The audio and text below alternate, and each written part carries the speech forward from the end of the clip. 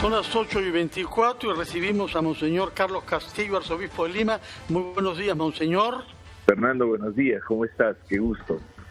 Bueno, acá estamos con Mónica Delta y Carlos Villarreal, deseosos de oír, de conocer su punto de vista sobre la experiencia que ha tenido en ayer, que no nos sorprende del todo, porque usted ha venido recordando a lo largo de sus homilías y sus programas en RPP, estas frases que Jesús tiene sobre el deber esencial de todo cristiano de cuidar a los enfermos. Y imaginamos que desde esta perspectiva evangélica usted ha abordado esta tarea de facilitar un diálogo entre una empresa privada que tiene intereses legítimos y el Estado que debe asegurar la salud de todos los ciudadanos. ¿Qué es lo que permitió romper la falta de un acuerdo y que al término de en algunas horas hayamos salido con un humo blanco de esta reunión, Monseñor Castillo? Mira, yo creo que buenos días también a Mónica y a Fernando. Buenos días. Buenos días, Monseñor. Sí, a Villarreal. Mira, yo creo que también, pues digo porque he escuchado antes la entrevista a Max, también creo que ha contribuido este largo tiempo en donde se ha estado negociando, porque es una manera de entenderse, también de conocer las necesidades de uno y del otro. Tú jalas y es difícil de llegar a acuerdos, ¿no? Pero cuando hemos llegado nosotros ya había un clima bastante interesante porque por lo menos habían sintetizado una propuesta, no tampoco nunca son las propuestas la mejor, ¿no? Pero hicieron algo que habían venido trabajando juntos. Cuando hemos entrado nosotros hemos simple y llanamente ofrecido nuestra colaboración en el sentido de encontrar primero el valor, el sentido de lo que estamos haciendo, y una vez expresado, que todos conocen cuál es, nosotros hemos expresado también lo que vivimos, ¿no? Toda esa visión de que hay que responder a esta demanda tan profunda que existe en nuestro pueblo. Encontramos mucha sensibilidad también, y ese fue el acuerdo primero, el acuerdo en el sentido de por qué hacemos esto, y es que necesitamos todos ceder ante una necesidad mayor que es la de los pobres, la gente indigente, los enfermos, los que están en situación difícil. Creo que todos estamos interpelados hondamente por ello y me alegra porque eso ha permitido mucha capacidad de crear un intento de solución, ¿no? Y a la vez yo evidentemente desde el punto de vista de la Iglesia les he comunicado que también nosotros como Iglesia sentimos que tenemos que dejar de ser una Iglesia autorreferencial, sino escuchar el clamor de nuestro pueblo y saber vivir las dimensiones más sutiles y hondas del Evangelio que ayudan a que las mismas actitudes de Jesús las podamos vivir. Pero es cierto que también en la Iglesia tenemos un encerramiento, tenemos nuestra manera de actuar, tenemos nuestra manera de proceder y al principio no queremos ceder. Pero, por ejemplo, esta pandemia nos ha hecho ver que para cuidar de la salud de la gente también nosotros tenemos que poner nuestro granito de arena, ¿no? Y eso es lo que yo he sentido, ¿no? Que ha habido una sensibilidad bastante grande. En medio de eso, las diferencias, los puntos de vista distintos, intereses distintos, pero creo que vale la pena el poder entrar en ese diálogo que es importante para abrir puertas nuevas, ¿no? Monseñor Carlos Castillo, ¿cómo está? Bienvenido aquí en Presión. ¿Cómo te va, Mónica? Qué gusto. Encantada. A ver, varias cosas, ¿no? Porque efectivamente lo que se ha logrado ayer en 3 horas con las voluntades de ambas partes de poniendo los intereses de los dos lados, porque no solamente era un interés por un lado de impactar y acortar camino, el otro también tenía desconfianza para llegar a este acuerdo. Lo que había que poner por sobre todas las cosas era el sentido común, que era la necesidad. Estamos hablando de las clínicas, tampoco satanizar una parte y la otra no. Nos ha desnudado a todas estas circunstancias, pero en términos de la propia Iglesia, lo que a mí me queda como una pregunta, una reflexión es: la Iglesia ha demostrado a través de los tiempos, más allá de laicos o no laicos, católicos, su capacidad de organización, y no se ha utilizado la Iglesia como tal, y tampoco la Iglesia ha intervenido para organizar muchas de las situaciones que se han vivido en nuestro país en los últimos 3 meses. O sea, la Iglesia también ha debido ser convocada desde el primer momento, no solo para este tema, no más allá de creencias, como digo yo, sino la operatividad para llegar a los más vulnerables, ¿no?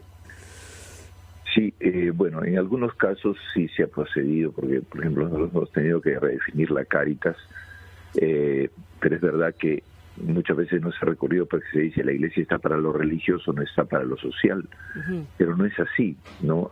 Tenemos que dinamizar nuestra Iglesia de tal manera que atendamos, no prioritariamente, no totalmente, pero hay un elemento sí fundamental, que es prioritario y fundamental, que son los pobres, y no se les atiende solamente espiritualmente. No le puedes decir, no te preocupas que los pobres como van a ir al cielo, tú también mueres, no hay problema. Eso no puede hacer la Iglesia. Y entonces lo que sí es cierto es que hemos estado estancados, y por eso que yo creo que no se ha recurrido a la Iglesia, porque como que se pensó que la Iglesia estaba poquito a poco aislada de la realidad, ¿no? Y bueno, y lo que tenemos que hacer es, digamos, esa convocatoria tiene que ser pues mucho más amplia. Le pido un segundito, Monseñor Carlos Castillo, porque tenemos que ir obligatoriamente a la pausa. Regresamos con usted y luego, obviamente, con las preguntas del resto del panel de ampliación de noticias. Ya regresamos. Gracias, sí, gracias. Esta es Ampliación de Noticias por RPP, La Voz del Perú. Estamos con Mónica Delta, Fernando Carvalho y Carlos Villarreal. 8:37 de la mañana estamos conversando con Monseñor Carlos Castillo, arzobispo de Lima. Monseñor, yo quería hacerle 2 preguntas. En primer lugar, ¿qué es lo más positivo que usted ve que nos ha dejado esta pandemia, esta emergencia sanitaria? Es cierto, se habla mucho de disputas, de inclusive actos de corrupción, amenazas, en fin, pero dándole vuelta a la moneda, como se dice, ¿qué es lo más importante y que podemos resaltar no solamente de nuestra sociedad, sino también obviamente de nuestras autoridades? Hablamos de poder ejecutivo, legislativo y judicial. Y también, por supuesto, incidir en este aspecto, ¿no? La labor de la Iglesia que mencionaba Mónica es fundamental en una emergencia, sea de cualquier tipo. Yo quisiera que nos dé más luces respecto a la labor que ha tenido la Iglesia en estos 3 meses. Carlos, mira, primero yo creo que estamos habituados nosotros a muchas sucesiones de tragedias. Si no hay un terremoto, hay una inundación; si no hay inundación, hay huaicos y así, ¿no? Y claro, decía muy bien Max ahora que nuestra capacidad de improvisar nos hace hacer un estado empírico, ¿no? También creo que necesitamos reflexionar siempre para poder tener la capacidad de imaginar la respuesta a la sorpresa, y simultáneamente el ver lejos para poder pensar en grande, ¿no es cierto?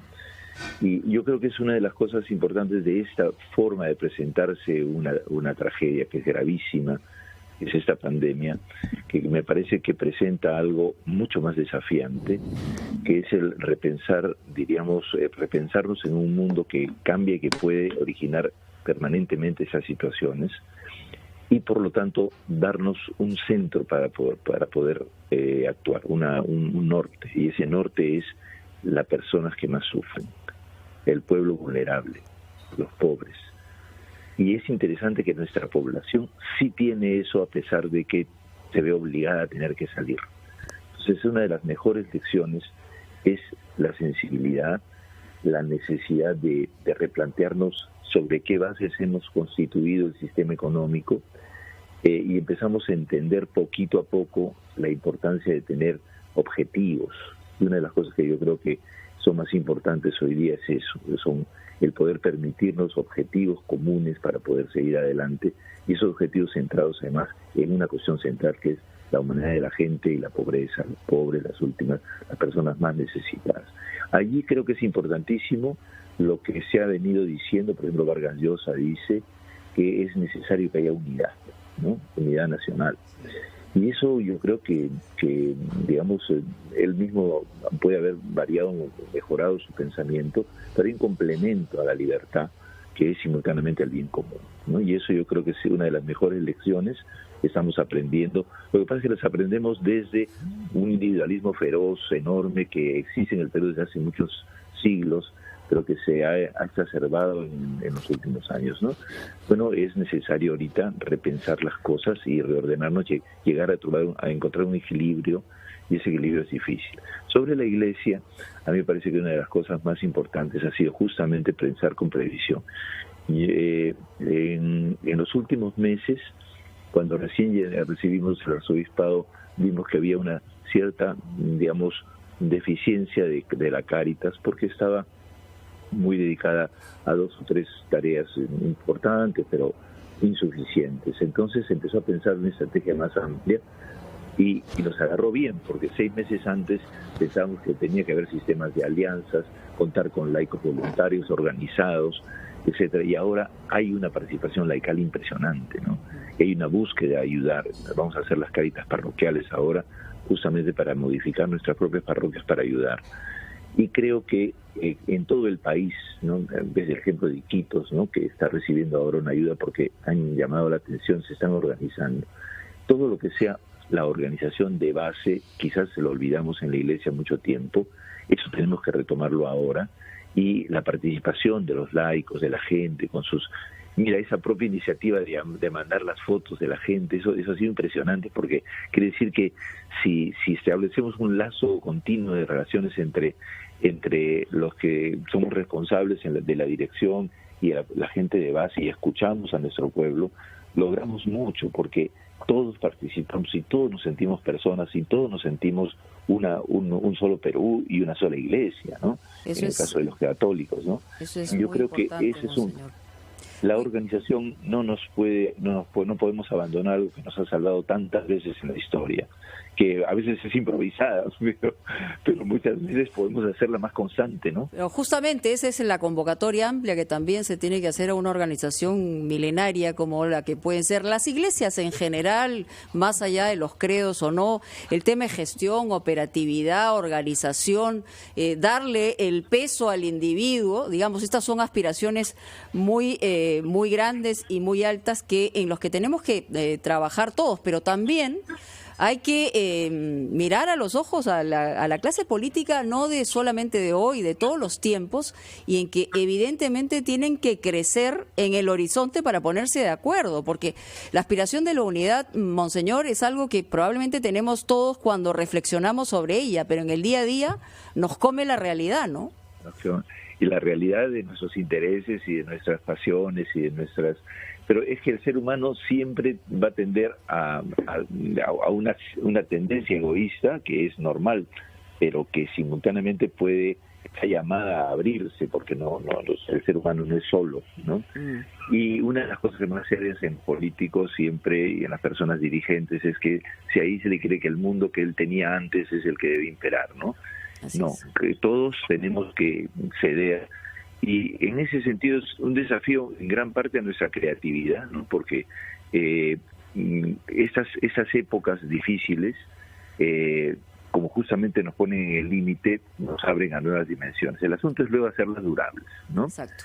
Y eso requiere un trabajo de mayor inteligencia, mayor visión, y ahí sí los peruanos tenemos mucha capacidad de improvisar, pero tenemos mucha incapacidad de hacer durar las cosas bien, ¿no?